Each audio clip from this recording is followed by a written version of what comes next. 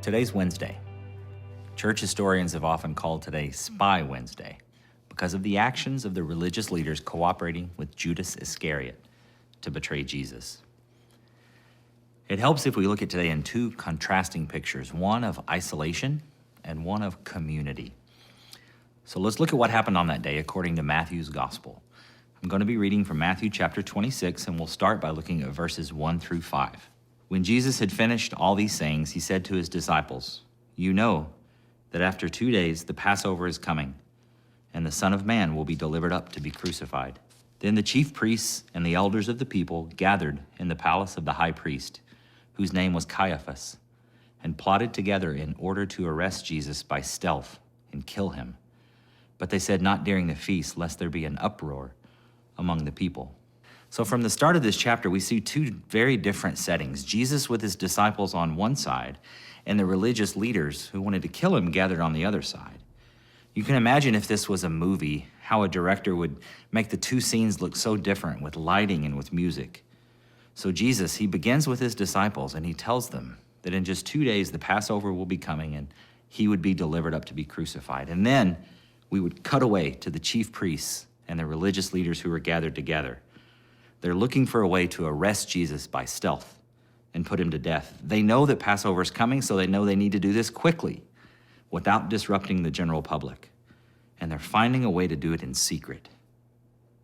Now we would cut back to the setting with Jesus and his disciples. So let's read verses 6 through 13. Now when Jesus was at Bethany, in the house of Simon the leper, a woman came up to him with an alabaster flask of very expensive ointment, and she poured it on his head as he reclined at the table. And when the disciples saw it, they were indignant, saying, "Why this waste? For this could have been sold for a large sum and given to the poor." But Jesus, aware of this, said to them, "Why do you trouble the woman? For she's done a beautiful thing to me. For you always have the poor with you, but you will not always have me. In pouring this ointment on my body, she's done it to prepare me for burial. Truly, I say to you, wherever this gospel is proclaimed in the whole world, what she has done will also be told in memory of her." So they're eating dinner in the nearby village of Bethany at the home of Simon the leper. Now, he must be a former leper because no one would eat with him if he still had leprosy. But anyway, a woman comes and she anoints Jesus' head with this bottle of very expensive ointment, and the disciples are bothered at how wasteful this was. If you've been around church a long time, you've probably heard that Judas Iscariot was upset at how wasteful this was. But here we read that multiple disciples felt that way. And Jesus sets them straight by telling them all what a beautiful thing she's done here and how her story will be told around the world. But let's look at what comes next. Imagine again the director changing the scene and the music going from something uplifting and inspirational to something dark and foreboding. Verse 14, then one of the 12, whose name was Judas Iscariot, went to the chief priests and said, "What will you give me if I deliver him over to you?" And they paid him 30 pieces of silver. And from that moment, he sought an opportunity to betray him. We read that one of the 12, not some of the 12, but one of the 12, goes to the chief priests. Judas chose the path of isolation.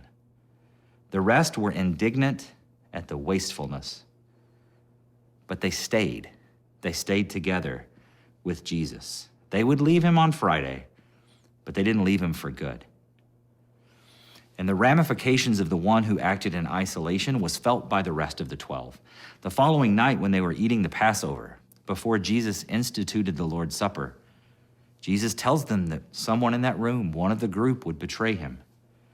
Verse 22, it tells us that they were all sorrowful. They were wondering if they would be the one who would betray the Lord.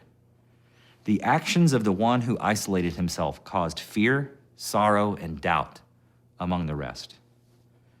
And to see Judas actually go through with it, what a blow that must have been for the rest of the disciples. They traveled together. They learned together. They shared meals. It would have been awful. We too have seen people leave the faith. We shouldn't be surprised by this. The Apostle John tells us in 1 John chapter 2 that there are those who are against Christ.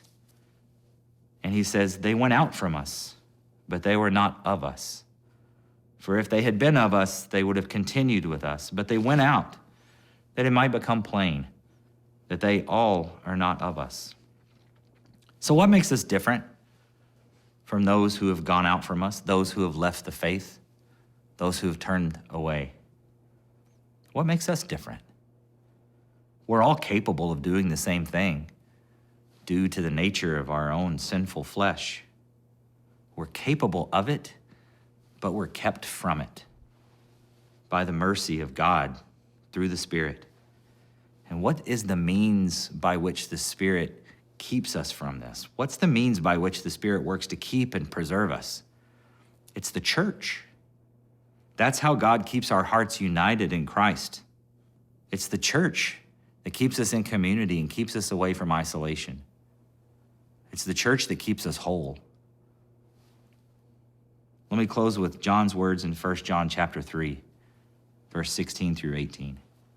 By this we know love, that he laid down his life for us, and we ought to lay down our lives for the brothers. But if anyone has the world's goods and sees his brother in need, yet closes his heart against him, how does God's love abide in him? Little children, let us not love in word or talk, but in deed and in truth. So church, let's love one another.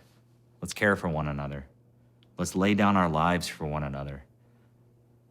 And let's help one another just to stay on this long, sure path of faithfulness. We're a bunch of saints who are preparing one another for a kingdom that is to come. So we all walk with a limp, but we limp along this road together to glory.